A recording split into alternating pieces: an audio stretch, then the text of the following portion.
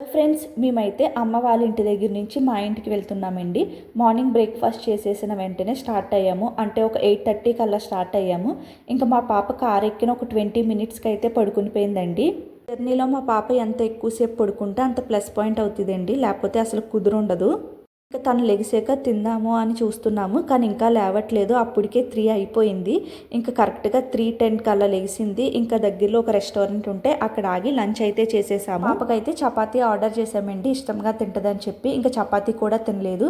ఎప్పుడు తినలేని బిర్యానీ ఒక స్పూన్ అయితే తింది. బయట ఎక్కువగా ఎండలో తిరిగినా లేదంటే ఎక్కువగా ట్రావెల్ చేసినా సోడా అయితే కంపల్సరీగా తాగుతానండి, ఎందుకంటే భలే రిఫ్రెషింగ్గా అనిపిస్తుంది. ఇంకా ఎన్ని జ్యూసెస్ తాగినా ఎన్ని కూల్ డ్రింక్స్ తాగినా ఆ దావత్ అయితే తీరదండి. ఒక సోడా తాగితే ప్రశాంతంగా అనిపిస్తుంది. ఇంక ఇక్కడ నేనైతే పైనాపిల్ ఫ్లేవర్లో ఒక సోడా అయితే తాగేసి ఇంక మేమైతే స్టార్ట్ అయిపోయాము. ఇంకా మా పాప ఆఫ్టర్నూన్ లంచ్ ఏం తినలేదు కాబట్టి ఒక జాంకాయ అయితే ఇచ్చాను. గొట్టాల ప్యాకెట్ ఒక కార్న్ఫ్లెక్స్ అయితే తీసుకున్నామండి, ఎందుకంటే మా పాప కోసం ఇంకా కార్ ఎక్కాక క్రాంకీగా ఉంటే అటువంటివన్నీ ఇస్తాము. ఎందుకంటే కొత్తగా ఉంటాయి కాబట్టి. ఎప్పుడు ఇంట్లో అయితే ఇటువంటి అయితే పెట్టమండి. ఒకవేళ మేము తెచ్చుకున్నా తనకైతే చూపించము. ఎక్కువగా ఇంట్లో చేసివే పెడతాము. ఇంకా ఎక్కువగా ట్రావెల్లో అయితే జాంకాయ ఒకటి ఇస్తాము, ఎందుకంటే కుదురుగా కూర్చొని ఒక 1/2 అవర్ 1 అవర్ తింటుందని చెప్పి. ఇంకా అవి తినేసి ఒక 1.5 అవర్ అయితే పడుకుందండి. ఇంకా పడుకుని లెగిసేటప్పటికి మేమైతే ఇంటికి వచ్చేసాము. మార్నింగ్ అయితే 8:30కి స్టార్ట్ అయ్యాము. ఇంటికి వచ్చేటప్పటికి 6:30 అయ్యిందండి. ఇంకా జర్నీలో మా పాప ఎక్కువ పడుకోవడం వల్ల మాకు ఇబ్బంది లేదు.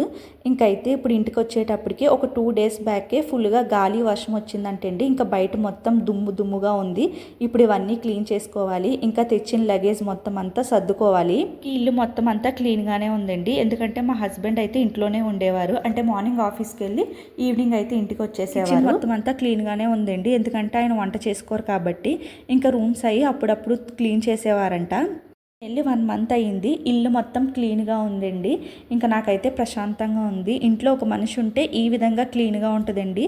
ఇప్పుడైతే ఈ గిన్నెలు అయితే ఒకసారి తోముకుంటే సరిపోతుందండి. వెళ్ళేటప్పుడు అనుకున్నాను ర్యాక్స్లో పెట్టుకుని వెళ్దామని చెప్పి, ఇంకా అప్పుడైతే హడావుడి అయిపోయింది, ఇంకా పెట్టుకోలేదు. ఇక్కడైతే నేను అసలు యూజ్ చేయనండి ఈ ర్యాక్స్ని, ఎందుకంటే మా పాప అన్ని సామాను తీసేసి కింద పడేస్తుందండి. అవి మళ్ళీ క్లీన్ చేసుకోవాలంటే నాకు డబల్ పని అవుతుంది.